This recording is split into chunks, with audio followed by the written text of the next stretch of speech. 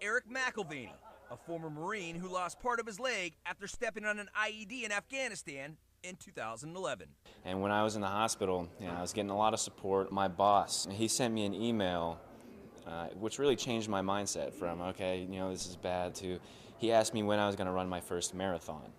And because, I don't know, he kind of challenged me with running a marathon, that's when I decided that I'm going to one-up him, and I'm going to run an Ironman. I'm going to run my first marathon during the last leg of my first Ironman. Next to finish is retired Marine and challenged athlete Eric McElvenny. He crosses the line in 11:54:19.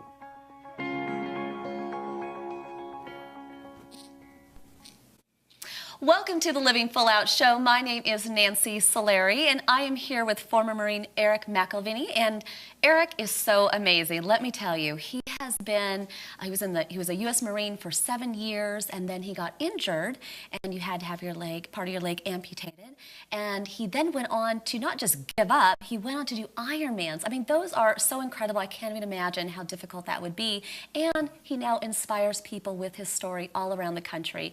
Eric, thank you for coming, and welcome to the show. Oh, thank you for having me. This is an awesome opportunity being with you today. Absolutely. And you know what, first of all, I just want to say thank you very much for your service to our country. I'm sure you get that quite a bit, but I can't even imagine what you went through, and so I'm just really, truly honored to be here with you today.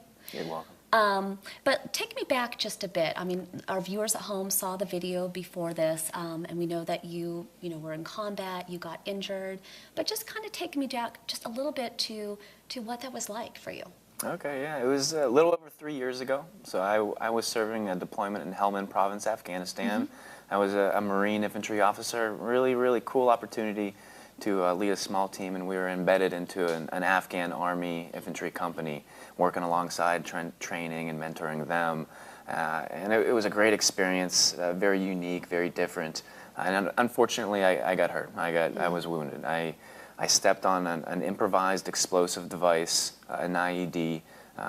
It triggered an explosion underneath my right foot and led to the amputation of my right leg, some damage to my left leg, my left forearm, and my brain.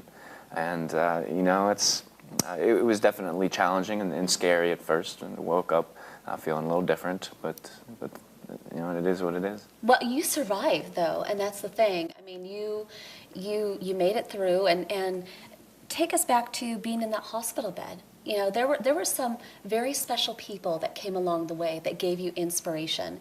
And you were telling me that your daughter was one of your biggest forms of inspiration, right? Yes, yeah. My daughter was amazing. Yeah, she was 5 years old at the time. I remember I left for the deployment in August, and so she was starting her kindergarten class that September, and I was injured in December. My date of injury was December 9th. I was hit on December 9th in Afghanistan, and it took me 6 days, which I thought was really quick, to get back to San Diego, where I was living at that time. And in those 6 days, my wife had a difficult job of telling my daughter that I got hurt. And my daughter, she processed the information, and she was the first one to realize that I was going to be home for Christmas. Oh. And I thought that was so cool, because it was, that put a smile on my face when my wife told me that. And it was a child. I had the fact that I had lost a leg. Instead of her focusing her energy on that, she quickly and very purely pulled something positive out from it. And that's just the type of person that I want to be around, someone who can pull something positive from any situation, because there is something positive in every situation. That's the type of person that I want to be. Well, it's so interesting that your daughter could find that silver lining. Daddy's home for Christmas. How great. And that's wonderful. We talk a lot about community here at Living Full Out. And even in the hospital, there was a community of all of you who were injured in one form or another. And wasn't there a gentleman that came along and kind of helped you explain what the process of what you might be going through, what a prosthetic might feel like? Oh yeah, that was being in the hospital. I did my recovery at the Naval Medical Center in San Diego, and so I was around other wounded and injured service members, which was very helpful for me, because my injury wasn't nearly as bad as some others. There's some guys with double and triple amputations, and there were definitely more challenges. While I was still in my hospital bed, it was within 2 weeks of being injured, a gentleman walked into the room about my age. His name was Max Frank, and he walked in, he introduced himself, and then he reached down and he took off his leg, his prosthetic leg, he handed it to me, and he said, this is what you're going to have in just a few months. He told me that he had been injured 6 months. He was actually being fitted for a leg that he can run in at that time. He told me it took him 2.5 months to get up in a prosthetic. And for me, man, it was huge, because part of that fear that I had, some of that emotion that I was going through was fear of the unknown. Because I didn't know what the next step was. I didn't expect that to happen in my life, and just really quickly, my life seemed to have changed, and I didn't know where to go from there. And for him to come in and to share his experiences with me, to let me see and hold the leg, was it was such a powerful moment in my recovery. I'll never forget. And something like, wow, he did that. I can go do that as well. So it kind of sparked some interest in me to go and to spend time with other wounded guys as well. What a gift. I mean, Max, thank you. We're thanking you today, but that's such a gift. And, you brought up a really good point about the fear of the unknown. And when we've talked previously, I've been at that same crossroad. Going legally blind has been very scary, and still is. There's not a cure in sight. So I can only assume full blindness will come eventually, maybe, if there's no cure. But fear of the unknown for you was the same way. Here you were a Marine. That was your job. That's what you knew. And then you're now transitioning into a different life. Tell us a little bit about that process. I mean, did you go through times of depression, anger, sadness? Did you find humor in moments? Yeah, it was a roller coaster of emotions. It seemed like every day, every few hours was a little bit different. And at first, I really did. It was upsetting. I felt a loss of identity. Before I stepped on that bomb, 1 second before I stepped on that bomb, I was a strong, healthy, confident Marine leader. And then all of a sudden, the next second, I was laying on my back in need of help. I wasn't even confident that I was going to live. I felt like a different person. I felt like I had lost my identity. And I remember being in that hospital bed with IVs, with bandages, missing a leg, unable to even really sit up on my own. I just felt different. And again, it was my daughter that came through huge at that point, who I think like every kid, children look up to their parents like some type of superhero, and that's how she looked at me prior to leaving for Afghanistan. And then when I was in that hospital bed, and everyone was a little bit maybe nervous to approach me. They didn't know how I was dealing with things. My daughter, not at all. She treated me exactly the same as she used to. Yeah. She was amazing. That really helped me realize that I'm the same person. I'm the same person. And then I had some challenges to get past.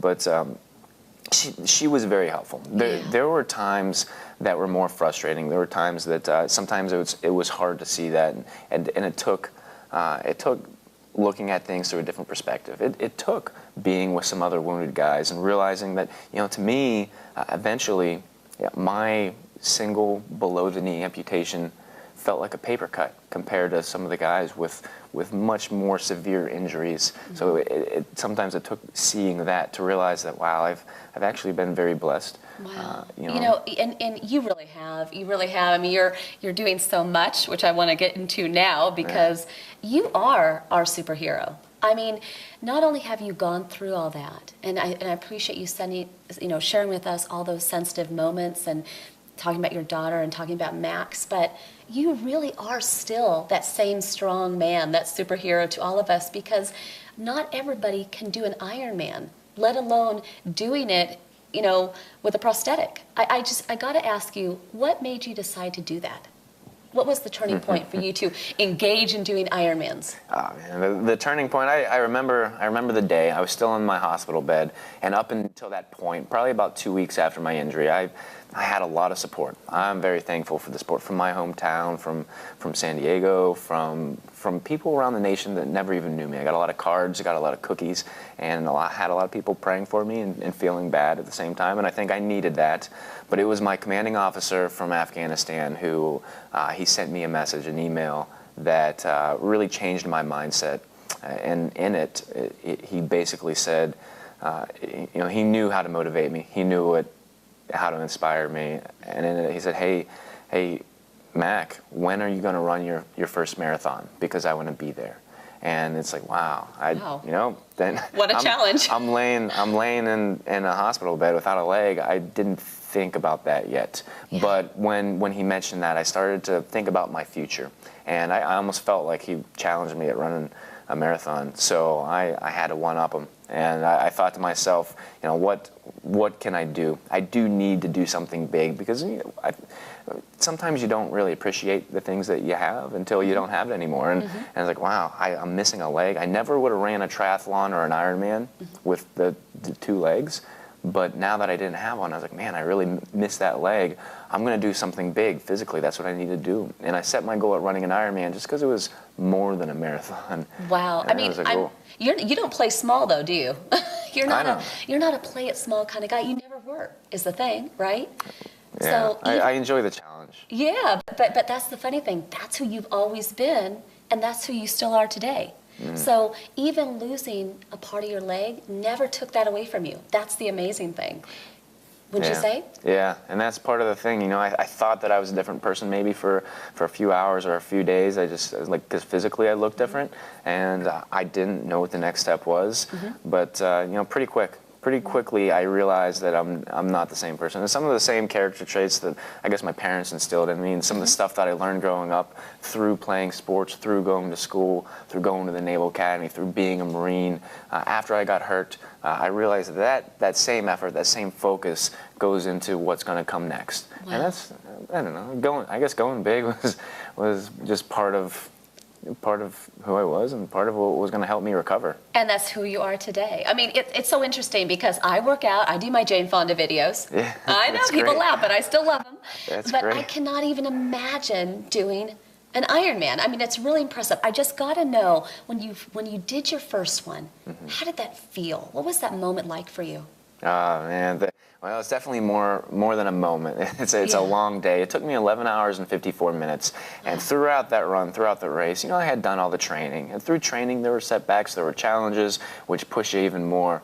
But the race itself there were parts that were amazing. I felt like I was on top of the world. And there was parts that I couldn't believe that I even thought about doing this, because it was tough. It was difficult. And there were times that I was questioning, like, why did I do this? Why did I get out here? But I'll tell you what, when I crossed the finish line, even coming through that chute, maybe that last mile, I'll never forget. I can't even put it into words what it felt like, just emotionally. It was, I think my eyes were welling up a little bit. Just overwhelming? It was extremely overwhelming. Yeah. Thinking that it was 22 months after my injury. So thinking back to those 22 months, thinking about being in the hospital bed, not even able to sit up, having the IVs in my arms and not really having much control of what's going on, and then setting this goal, and then crossing that finish line, looking back, I was like, man, this is so absolutely amazing. This is why I was out here. Even though the Ironman was hard, even though there were points that I didn't want to keep going, when I finished, I felt such a sense of accomplishment that it was so worth it. And it definitely, it got me hooked to Ironman. Well, we're hooked on supporting you, and I just want all of our viewers to know, Eric is here today, but he just did a half Ironman even yesterday. So you, again, truly are our superhero, and I wish you only the best, and I know you're going to go on to do great things, and I want you to come back to the show and keep us posted on your progress and everything, but I just really appreciate you coming in today, and you're a friend of mine that I'm so glad that we've connected. Thank you, Nancy, and thanks for having me. Absolutely. I love what you do. Oh,